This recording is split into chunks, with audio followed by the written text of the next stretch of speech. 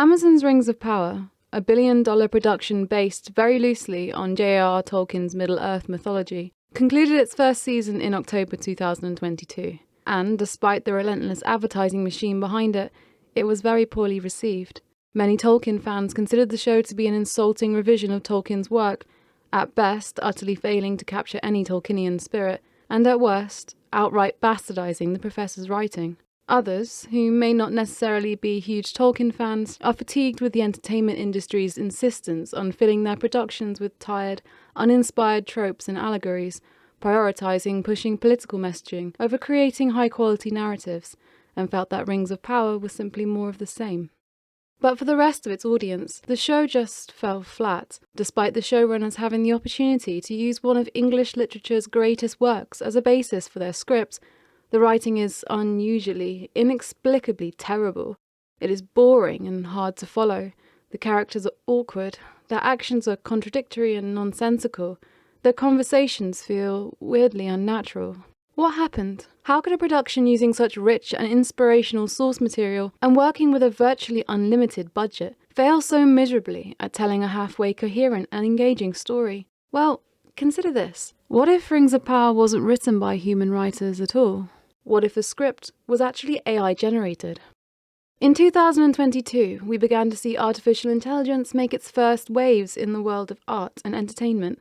AI digital art has developed to the point that human artists have become anxious about the future of their careers, as fairly complex, quite striking pieces of artwork can now be generated in minutes. AI programs are now able to parse data, correct grammar, simplify concepts, summarize texts, and converse with an eerie depth of personality. They are expressing emotions, writing fiction, even making surprisingly witty jokes. And yet, although these pieces make a fair amount of sense and are quite imaginative for a computer program, they're far from perfect. As with AI-generated images, on the surface these creations seem well made, but look closer, and you can see a myriad of flaws, incoherences resulting from a machine mind unable to perfectly conceptualize an idea in context. 4 years ago, OpenAI used their language model, GPT-2, to experiment with generating text using The Lord of the Rings as a topic. OpenAI celebrated their program's capability to generate text that felt close to human quality, showing coherence over a page or more of text. However, they recognized the model's failures and weaknesses, such as repeating text, impossible physics, and unnatural topic switching. 4 years later, and let's look at some text samples generated by someone inputting prompts into OpenAI's most recent model, GPT-3. Galadriel, the elven queen of Lothlorien, was not immune to the dark allure of Sauron, the Dark Lord of Mordor. As she gazed into the depths of his dark, unforgiving eyes, she felt a strange pull towards him, as if his very essence was drawing her in. Despite her better judgment and the warnings of her kin, Galadriel found herself falling deeper and deeper under Sauron's spell.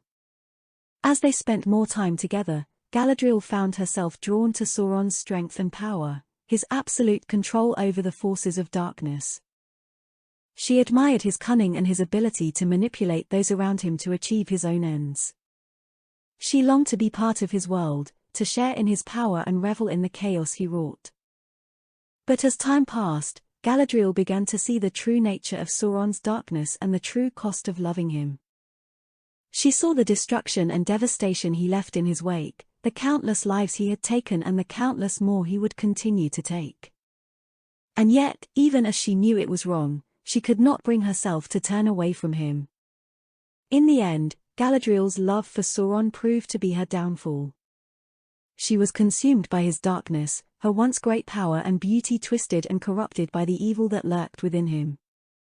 And yet, even as she was lost to the darkness, she could not bring herself to regret the love she had felt for the Dark Lord of Mordor. The technology has vastly improved. As one user experimenting with these text samples commented, the AI is extremely impressive at this point, and what they have access to far exceeds what we have access to right now. With this in mind, who was it that wrote Finrod's infamously empty adage about the ship and the stone from the opening scenes of Rings of Power? Do you know why a ship floats and a stone cannot? Because the stone sees only downward. A line that sort of makes sense but doesn't actually contain any wisdom. Why was it that Galadriel impulsively jumped from the ship into the middle of the ocean when she could never have survived swimming the distance all the way back to the shores of Numenor? Why and how did Celebrimbor and Elrond travel to Khazad-dûm on foot, without an escort or any provisions or even a change of clothes, as if it was a 5-minute walk? Could these be examples of what OpenAI calls a world modelling failure? Why are the Harfoots presented to us as kind, innocent and loyal, professing that a strong tenet of their culture is that they never leave a man behind? Nobody goes off trail. And nobody walks alone. That's right. Only for later scenes to involve them leaving their injured and elderly behind, to walk alone and die for unjustifiable reasons, having them come across as shockingly and unnecessarily brutal. You may as well have stamped our name in the book of the left behinds. We're going to be left behind. Take their wheels and leave them. For the story to then continue on as if this drastic change in characterization never happened. It's not written like a development or a twist, a further insight into the truth of their characters. No, it's just a weird discrepancy, added in despite the fact that it heavily contradicts their initial characterization, and then basically forgotten, because later scenes are still written as if the audience is supposed to admire and sympathize with them. What kind of person would write like this? Would a child, even, telling a story that they've thought up, forget themselves and their characters this badly? Why would Galadriel and her army be drowned in pyroclastic flow, a heavily destructive wave of super-hot volcanic matter, ash and gases, which would obliterate a living being's flesh and bones within moments, yet survive, reappearing in the next scene having sustained only minor injuries, without any explanation at all as to how, without some kind of explanation provided within the narrative, such as the lava is magical? All this does is suggest a lack of rudimentary understanding of basic physics. Who, or what, could have written this? And why does the dialogue feel so forced and wooden? Characters speaking grandiosely at each other, without, seemingly, actually hearing what they are saying to each other, failing to respond appropriately or logically, and often being completely unaware of their surroundings. What is with the strange timings, harsh jumps, and unnatural switching between scenes? The direction, geography and chronology of this show is absolutely fucked. Like, in one scene we're shown events that unfold over a period of weeks or even months, and then in the very next scene we're back with a different set of characters, and only a couple of hours seem to have passed since their previous scene. Ships are able to sail from Numenor to Middle-earth, a journey of almost 2,000 miles in a matter of days. What timeline are we supposed to be working to here? Don't know. Why is this scene included? What is all this nonsense? Why are things so contrived, so random, so surface level? Why is causality constantly broken? Is all this simply awful, lazy, insane writing by a team of grossly overpaid, incredibly talentless scriptwriters? Is it just the failure of writing by committee? Maybe. Or could it be relatively decent writing generated by an AI program in its infancy, trying its best to write over 8 hours of a TV show script with what was inputted by producers? What was Amazon's directive for the Rings of Power production? It certainly wasn't to faithfully adapt, pay homage to and bring to life Tolkien's work, in the way that Peter Jackson and his team set out to do with the Lord of the Rings movies.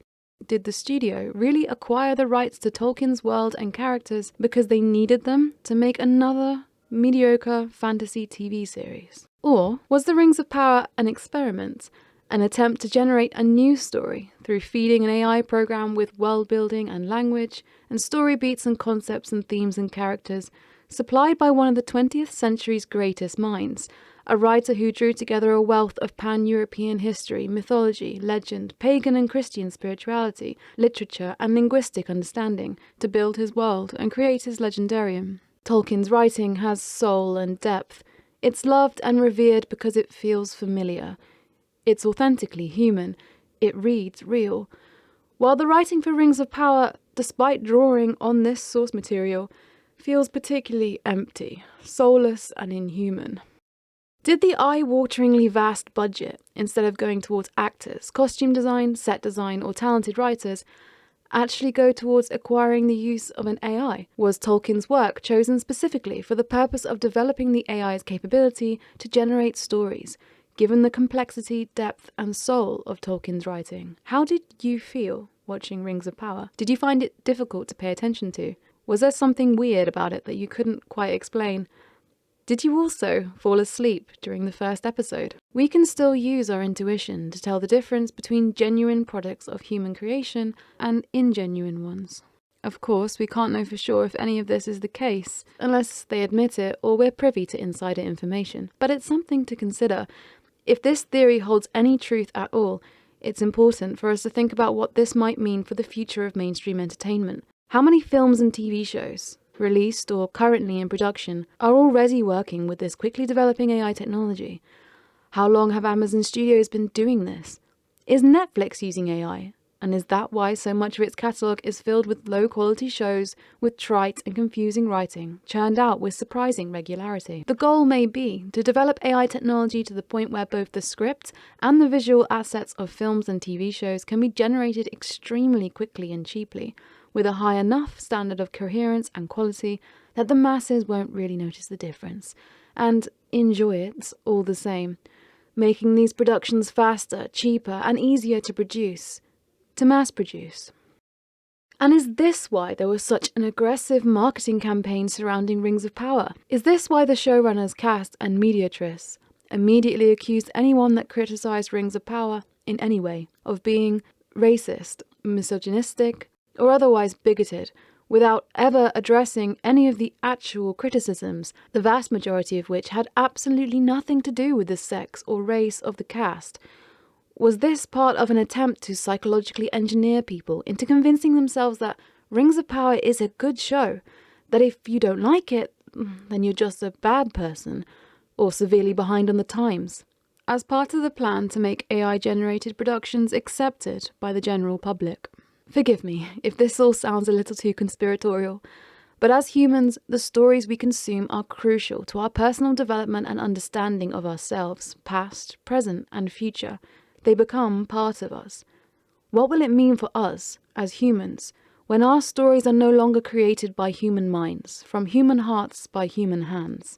When all our stories are delivered to us by artificial intelligence, through mechanical synthesis of information, created using a process of imitation rather than inspiration, intention, and imagination, cold constructions without real meaning, without spirit, without soul.